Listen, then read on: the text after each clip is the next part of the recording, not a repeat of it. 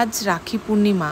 দুদিন আগে ঘটে যাওয়ার কিছু ঘটনা নিয়ে আজকে আমাদের গোটা দেশ জুড়ে এমনকি বিদেশেও সবাই এই নিয়ে আন্দোলনে মেতে উঠেছে। সবার মুখে একটাই কথা, উই ওয়ান্ট জাস্টিস। তার সাথে সাথে আমাদের ডেলিকার লাইফ, ডেলিকার রুটিন, ডেলি কাজ সেটাও করতে হবে। আবার তার সাথে সাথে কিন্তু আমাদের এই আন্দোলনটাও চালিয়ে যেতে হবে। একজন মেয়ের মা, তাই আমাদের চিন্তাটা বেশি। আগামী প্রজন্মে যেন আমরা এরকম না দেখতে পাই, রাত 10টায় যেন বাড়ি ফিরে মেয়েরা যেন নিশ্চিন্তে বাড়ি ফিরতে পারে, তার মা বাবারা যেন দুশ্চিন্তা না করে। আজ এই রাখির দিনে সেই মেয়েটি থাকলেও হয়তো এই রাখি নিয়ে অনেক মাতামাতি করত, কিন্তু দেখুন আমাদের সমাজের কিছু দুষ্টু লোক ওকে ছিঁড়ে খেলো, আর আমরা তাতে কিচ্ছু করতে পারছি না, শুধু দেখেই যাচ্ছি, আন্দোলন করেই যাচ্ছি। এত আন্দোলন কিসের বলুন তো?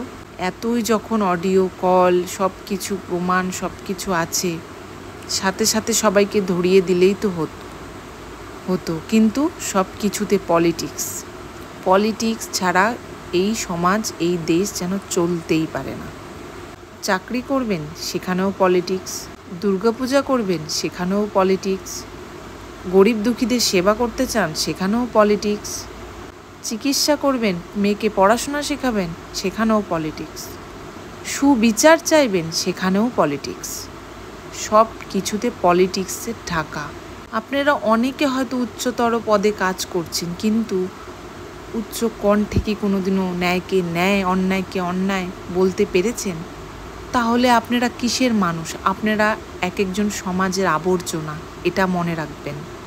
এত সেলিব্রিটি মানুষ, এত উচ্চতর পদ যারা কাজ করেন উচ্চ পদে, সেই মানুষ বডিগার্ড ছাড়া তো ঘুরতে পারেন না। তারা আমাদের মতন সাধারণ মানুষের মতন বডিগার্ড ছাড়া ঘুরে বেড়ান তো।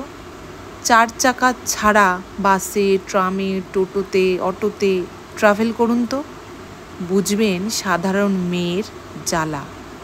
সাধারণ মেয়ে কতটা ভয়ে রাস্তাঘাটে চলাফেরা করে। এক জায়গায় যদি আমরা 3 থেকে 4 জন মেয়েও থাকি, সেখানেও আমাদেরকে মনে হয় আমরা একা। তাদের মুখ থেকে শোনা দরকার যে এর বিচার হবে, এর বিচার না করে আমরা ছাড়বো না। তাদের মুখ থেকে আমরা শুনছি 10 লক্ষ টাকা দিয়ে দিতে।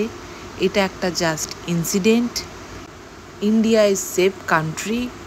তাই আপনাদের মতন ওই বডিগার্ড নিয়ে 4 চাকায় ঘুরলে সেফ কান্ট্রি মনে হবে। আমাদের মতন ঘুরুন, তাহলে বুঝবেন এই দেশটা, এই সমাজটা, এই রাজ্যটা কেমন।